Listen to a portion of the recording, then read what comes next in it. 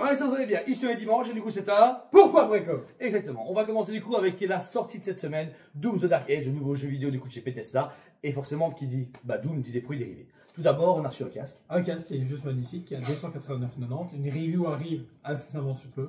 Ouais, très vite, ou dans une semaine, parce qu'on a beaucoup d'avance pour une fois. Ensuite, précommande de Prime Studio, on espère prochainement. On espère, mais on Je verra suis bien. étonné qu'ils n'ont pas mis un préco cette semaine. C'est Ils ont vrai. préféré mettre le préco de Dark machin.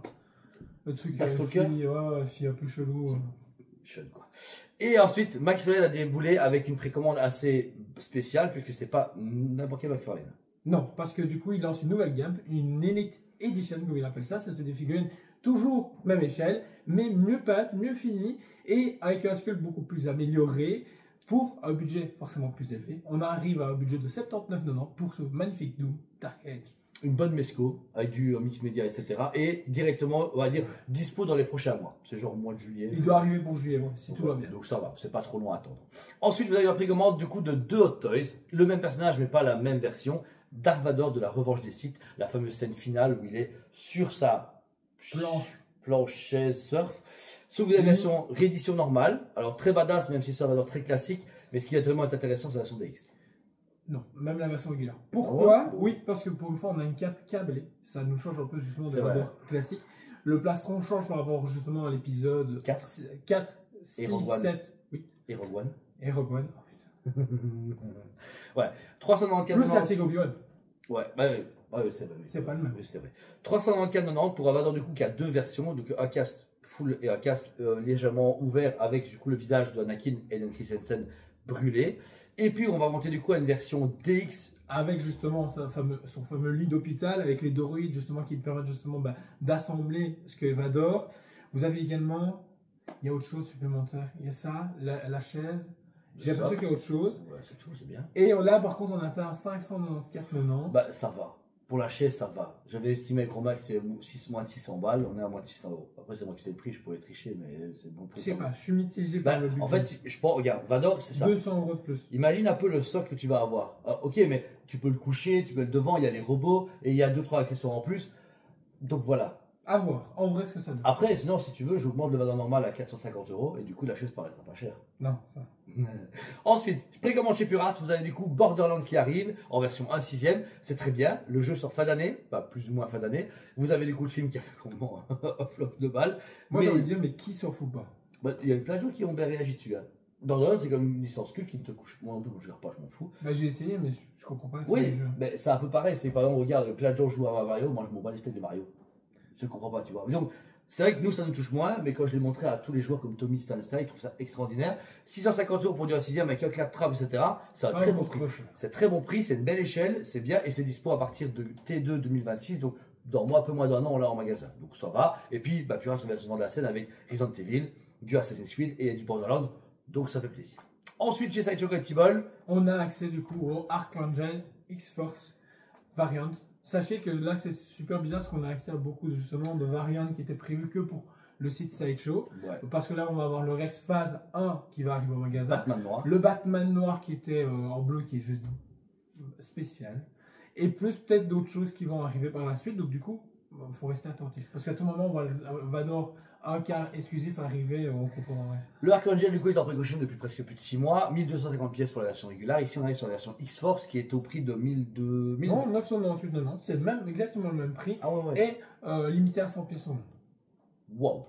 Quoi qu'il arrive, elle sortira prochainement, contrairement au Rex et au Batman qui va arriver en stock maintenant. Et deuxième recolor chez Sideshow qu'on va pouvoir avoir en précommande qui est le... C'est pas qu'une recolor.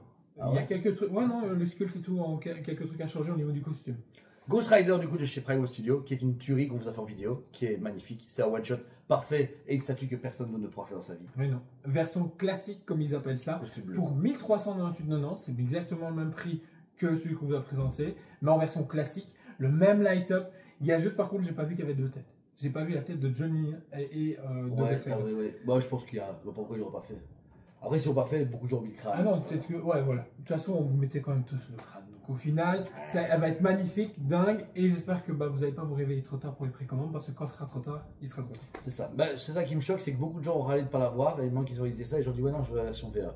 Alors qu'au final, bah, une fois allumé. Bah, je trouve qu'il est beau. Ah non, il est beau. plastique, il est vraiment. Que ce soit noir ou bleu, même le bleu apporte un côté encore plus comics rétro. Que le Oui. noir, c'est un peu plus niche Et puis quand tu vas l'allumer, tu verras même pas ton bleu. c'est vrai.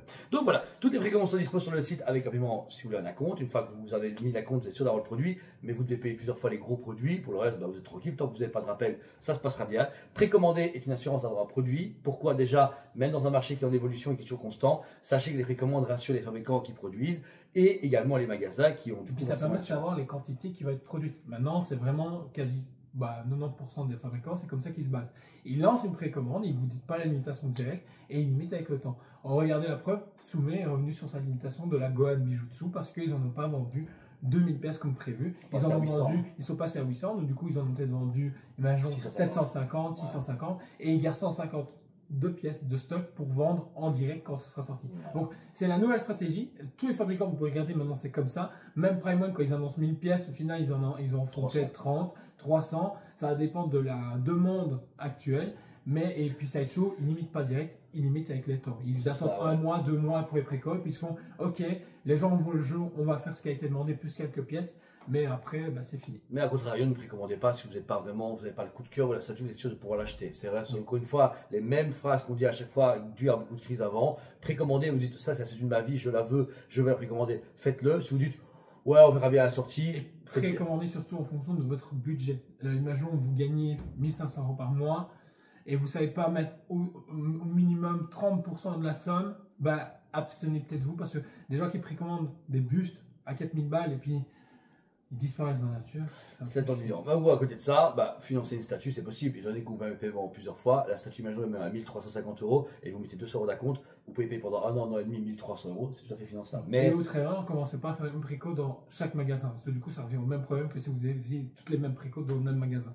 C'est à un moment donné, malheureusement, tout va arriver en même temps en stock. Et vous devez savoir lequel magasin vous allez payer et pas payer.